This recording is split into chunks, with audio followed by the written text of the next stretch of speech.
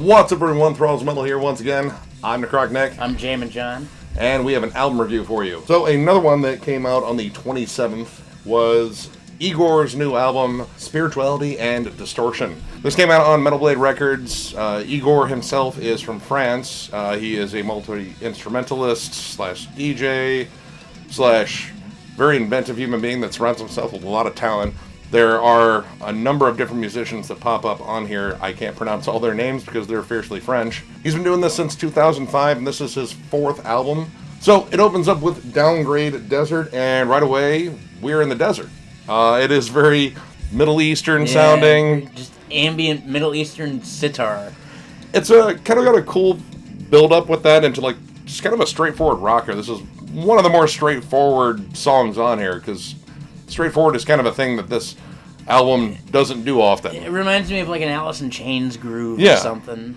Really nice sludgy bass line, some really cool operatic vocals, which the female vocalist on here is outstanding. Yes. Her range is incredible. I've never really heard anything like that in one song. She emotes very well, too. If it's supposed to be kind of whimsical, she sounds that way. If it's supposed to be sorrowful, she nails that. Doomy, horror-esque at times.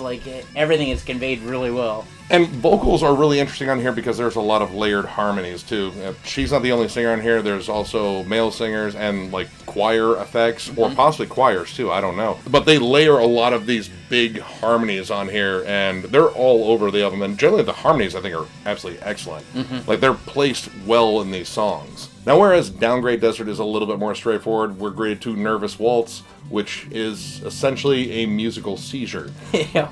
This opens with a Baroque section, which, again, I was kind of surprised this popped up. It's a nice little string section, very Mozart. Yep. And it reminded me of Stratosphere, which is a very obscure band to reference, because I don't know how many albums they have, but I have one of them, and it's really similar to this, except no electronic elements, really. Now, this song just goes nuts in terms of transitions, and I think it just shifts around too much.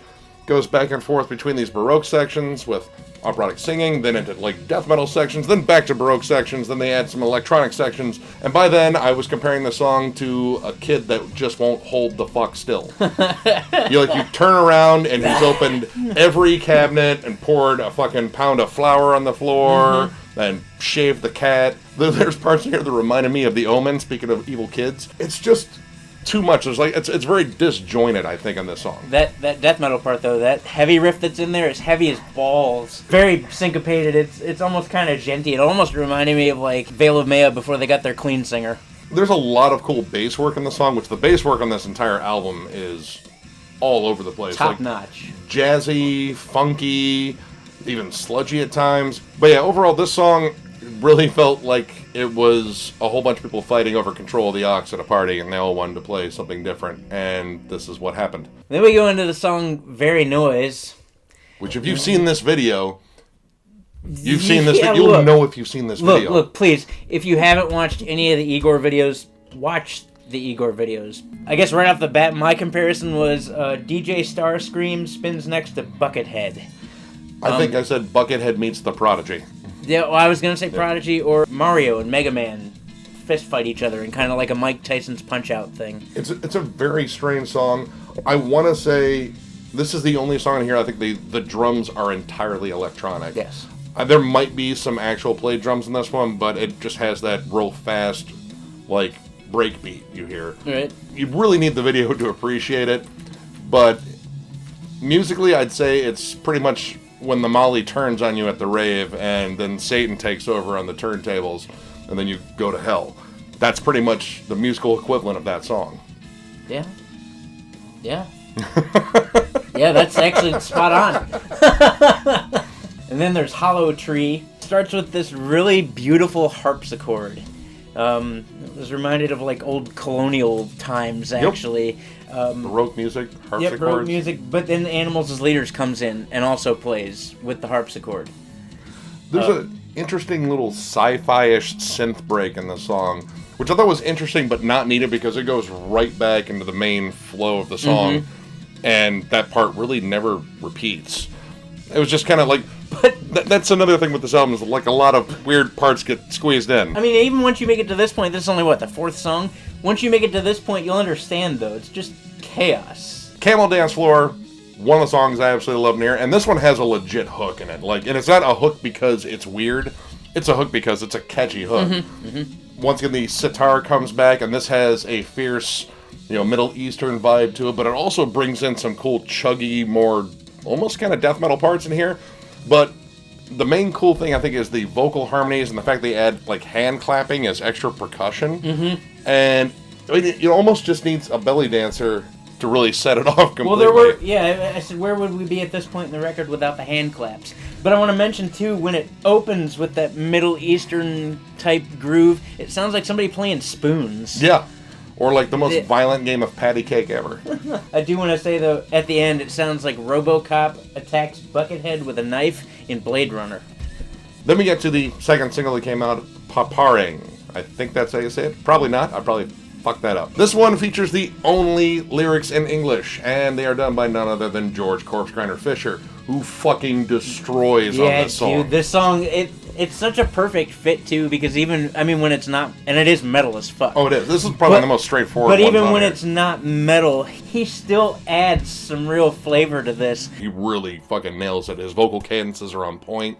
I like the fact that the first, let's say, 3/4 of the song is straightforward metal. Like, there's really not a lot of electronic parts. There's like a little thing that he does with Corpsegrinder's long growl, which sounds weird as fuck. But this one stays very just death metal. Then it shifts into a 16-bit frenzy where George is screaming from the inside of my Super Nintendo. If you haven't seen the video to this, please do yourself a favor, and really we all need to lobby. We need to actually contact Igorrr and say, if you haven't, please make the video game that's in this video. Yeah. Did you ever want to play Rampage except play Corpsegrinder? It's that. Yeah. And it's so fucking cool, and I would play that every day, forever. And then it ends with a weed whacker over dial-up internet. Yeah. I'm pretty sure that's what that is. Next song that comes is Musette Maximum. All I can say is polka grind. Yeah. This was one of the things that I came to while listening to this album. There are a lot of moments on here where it's like, let's throw it and see if it sticks. And yeah, this was one that I think on paper sounded really cool, and this opening part, maybe just an accordion and heavy metal drums doesn't necessarily work all that well. It's weird, and if the goal was to be weird, that's great. Except when the bassist kicks in and then it's Polka Primus. Yeah. It's almost like Primus and Gogo Bordello. Yeah, Gogo Bordello is a pretty good comparison here. Now, when you start bringing in the guitars finally, and then blast beats, and then an accordion, it pretty much turns into Weird Al meets Decapitated while they're riding a carousel in hell. Yep. It's weird. And then we all go back to the German American Festival and have beers. A lot of them. Yeah. Now, one song I had as a clear standout was Himalaya Massive Ritual. Me too. And I love the fact that it opened up with a steel drum solo, that they actually made the steel drum in the studio just for this song, pretty much. And then into Belphegor, or Nile. Like, it's straight up very atmospheric, almost black and death metal. Yeah. Very techy, lots of cool, like, breakdowns in it. Smart writing. I compared it to Suffocation, Cannibal Corpse, and the Black Crown Initiate get together and have the heaviest riff writing contest.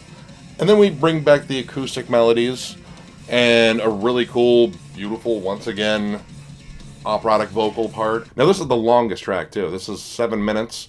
And I think this is where they excel because all the elements don't feel cluttered. They actually come together really well. Like, this little break goes into probably the biggest hook over that just big chuggy breakdown with huge layered choruses. Like, it really sounds beautiful. It reminded me a lot of, like, Devin Townsend, that sort of lush sound that he does, and it's very progressive. And again, I think with a longer song, they had a little bit more room to breathe, and they kind of let some parts go on a little bit longer so the measures become memorable. And that's kind of an issue I have with a good chunk of this album is everything happens like that. Yes. And you're like, wait, hold on, what? When we were reviewing this, I actually had to stop the tracks multiple times just to catch up on my notes because of how quickly it switches, and usually what it switches to is 10 times more insane than what it came out of, so you're just like, hold up, what? there was a perpetually confused look on his face the entire time, like, what's happening to my brain right now? Like, same thing that happened to mine when I listened to it. Yeah. Another track that stood out to me was Overweight Posey. I'm simply just going to read you the first sentence here in my notes. The Orient and the Middle East make peace with Brazil by bringing all their instruments into an open-air jam in the Congo. That sounds about right. When it pretty much opens up, it sounds like Oriental guitar. It's like the single-string bows, and then it goes into Middle Eastern sitar stuff. And then operatic vocals come in that sound like a very sorrowful aria. And the first thing I thought of was like, man, this is like Godfather, except like I'm on mushrooms and watching it. In the end, they plug in the kick drum to the oversized amp that's in Back to the Future, and then with one stomp, Marty dies. Closed casket. It was pretty awful. Hashtag closed casket. Now the next two, Paranoid Bulldozer Italiano and Barocco Santini, they kind of blended together. Actually, like from Overweight Posey to Barocco Santini, that's where it really kind of just muddled together. It sounded like a collection of interesting ideas, but these songs didn't really generate a lot of hooks. They were just weird as shit. There were cool parts that remind me of like Flesh God Apocalypse, some thrashy moments on there, but it became kind of a mess of dubstep noises and different styles of music that didn't actually gel very well. That was until Polyphonic Rust. This song has a very clear hook, and they changed around a couple of things. The guitar tone got a little bit sludgier. I think the bass tone got even sludgier too, and this just has a nice mid-tempo groove to it where they keep layering on sounds, and excellent vocal harmonies on this one. They're very repeated. They're almost kind of Queen-like, that nice little break in Bohemian Rhapsody. It just has these just fun cadences, and they're repeated over just a really accessible riff, and it doesn't lack in weirdness, but this one actually delivers a cool hook, and it becomes very memorable, mostly because they repeat a lot of these big hooky moments, which is something they could have stood to do on a good chunk of this album. The final track was a real takeaway for me too. Kung Fu Chevre. Dude, We're gonna go with that. We're gonna go with that. There's a lot of things on here I can't pronounce. It's okay. Kind of reminds me of that scene in Kill Bill 1 where Lucy Liu and Uma Thurman are in the dojo right before they fight. Like, it's that. Like, it's kind of like where the hero and the villain must fight to the death, and it's that moment when they realize that. This song is a fucking spasm. It is a violent spasm. It is so all over the place. This is one of the nuttiest tracks on here, but I don't think it's absolutely necessary. I thought they could have closed it off with Polyphonic Rust. I thought that was a great place to keep it. Actually, I think they should have moved Himalayan Massive to the end of the album, because that was a giant that was a good song too. But there's some cool stuff in this last track. It's just so fucking nuts. So it's like, next is when Victor Wooten and the Polka Band return with the Prodigy and a mariachi band. Yeah, no, that is surprisingly accurate. Oh, and then they bring the gear into an auctioneer convention at the county fair, and in the last couple moments of that section, a sheep shows up and then gives his... Yep, and screams. Yep. A lot. It's awesome. The little funky breakdown at the end I thought was probably the coolest part, but it was only there for like 2 measures. Yeah.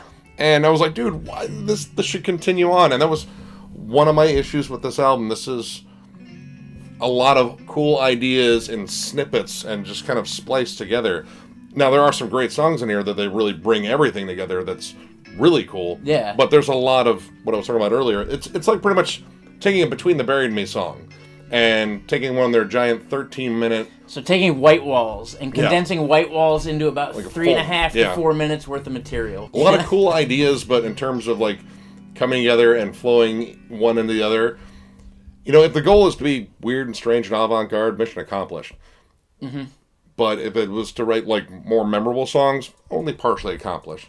So I'm going to give this 3 stars. I think it's good, and I'll probably return to some of the tracks I really like, because the tracks I really liked, I really got into. But the rest of it just kind of blended as like avant-garde noise. And I'm not the biggest avant-garde fan. I like people bring in lots of different elements and shit, but it has to gel well. And there's a good chunk that didn't for me. I'm gonna give it 3.5 stars. Here's my argument. You remember the first time that you got into, say, like, tech death or the first time you heard Meshuggah. Or Mr. Bungle. Or Mr. Bungle, or Primus for that matter. Like the first time you hear any number of crazy bands for the first time, and you get done listening to it and you're like, what the fuck just happened to me? What did I just listen to? And this is kind of the same thing, albeit I'll realize that there's way more elements in play here than there are in normal albums. Ugh. I like it because I don't understand it, and that makes me want to listen to it again. And the journey that I took while I wrote notes and the visuals that I got were pretty insane. I've never really heard anything like this outside of Sleepy Time Gorilla Museum, so... Sigh is Yeah. kind of weird. But minus the electronic parts. Yeah, minus the electronic parts. Yeah, I'm gonna give it 3.5, dude, because I fucking really enjoyed it, so... It's an adventure. Yeah. So, if you like the video, give it a thumbs up. And if you're new to the channel, subscribe. Because if you subscribe, you're in our giveaway for a Cryptopsy hoodie. And that happens when we hit 1,000 subs. And where are we at? And right now, I just looked at my phone. We're at 999 subscribers, so... So we're going to have to figure out how to use a randomizer here in the time it takes one person to sub. But I want to say, holy shit, thank you for getting us this far. We, when he and I started reviewing albums just between the two of us in years prior, we never thought that we'd be doing something like this and actually having people come and subscribe and pay attention to our goofy asses. So yeah, thank you so much. So thank you guys very much once again, also from me too. You guys are fucking awesome, and we will see you with more shit. Take care.